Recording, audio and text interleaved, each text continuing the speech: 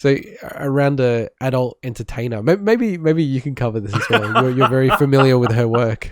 Oh, really? I don't know. Okay. So I'm wondering where all our Patreon money's going, to this random OnlyFans account. I don't even know what this website is. But yeah, go on. We have Patreon. Wow. Okay. I need to get into that. So an adult entertainer and I guess a adult TikTok influencer called Pokeprincxss. She can't be an adult TikTok. You can't have adult material like that on TikTok. No, but okay, all right, whatever. She's a TikTok influencer. Jesus, semantics. Sorry.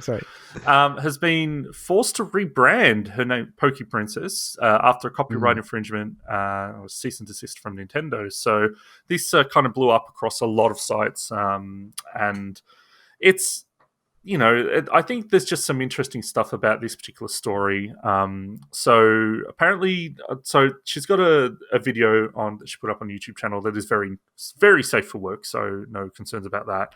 Well, I hope so, because it's playing in our YouTube feed. Exactly. I wouldn't put that otherwise. I skipped through it. I had to actually skip through it just to double check. So she'd apparently used the name online for about 8 years, and the video is actually really good. So she really, really, explains everything. And she has such a love for Nintendo. Obviously, she's got like tattoos of Pokemon all over and everything. So obviously, she loves Pokemon. But she's also so understanding. So she basically she trademarked the name or put in an application for trademark and started selling merchandise that actually had at least Pokeballs on them. I heard maybe Pokemon as well. And at that point, Nintendo obviously paid attention and sent the letter. So she's since rebranded to Digital Princess. But it's really interesting to me because there's so much out there that people like, merchandise and Etsy's and stuff where people do put stuff on. But I think once you start crossing over into the world of, like adult entertainment or porn or anything, then it's really interesting, I think, to see Nintendo's approach to this.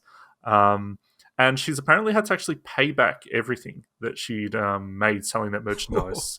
So I don't know. That could be a very minimal amount. I have no idea. But it's... Well, can I just pause you there? Because she's going to make way more than she ever made before. Exactly.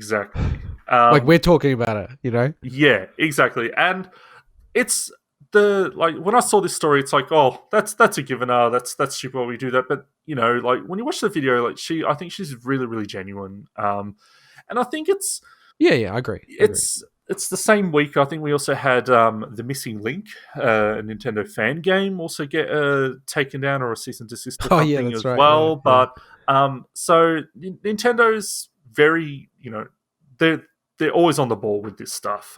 Sometimes they hit it quite late, when things have come out, which would probably be frustrating. Like was the Metroid 2 remake, the one that they made in the Metroid Fusion style or whatever. Yeah, Return of Samus, and then they remade it in Game Maker and released it. Yeah, and I think they're different because they aren't attempting to make money off it, whereas this, she's trying to make money off, their copyright. And it's, I think, it was just really, really interesting, when you read the article on Kotaku and GamesIndustry.biz and that, but also just watch the video. It's just, I think, it's good to see a story where someone's just like, no, I understand.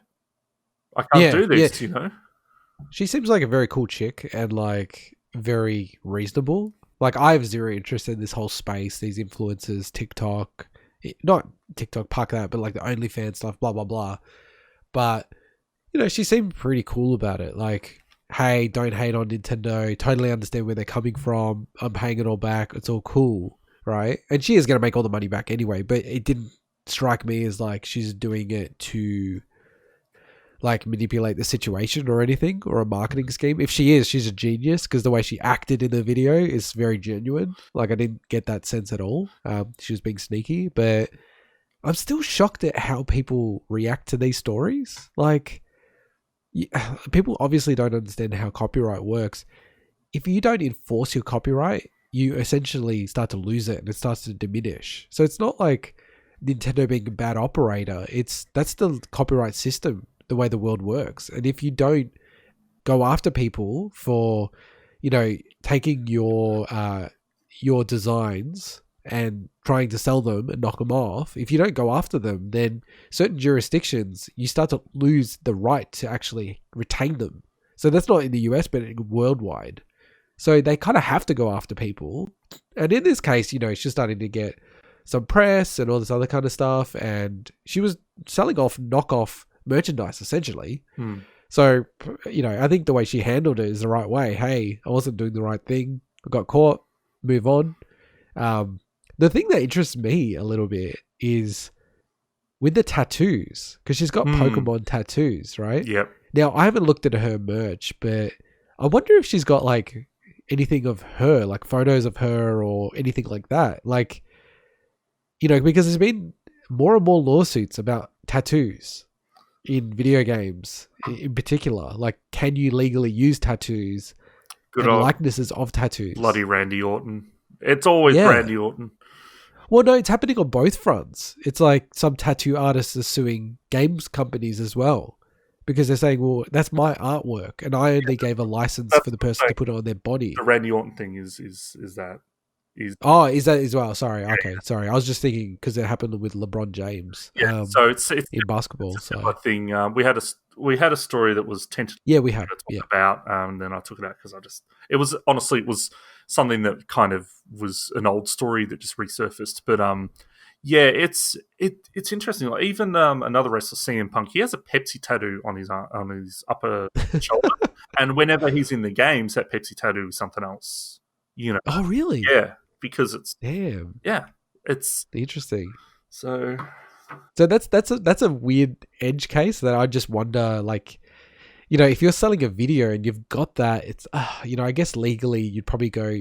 People aren't watching the video to look at the Pokemon character designs; they're looking at other things. So, to put it delicately, but yeah, it's an interesting case. I think she's handled it really well. She's going to make a stack of money from it, gain a bunch of OnlyFans fans.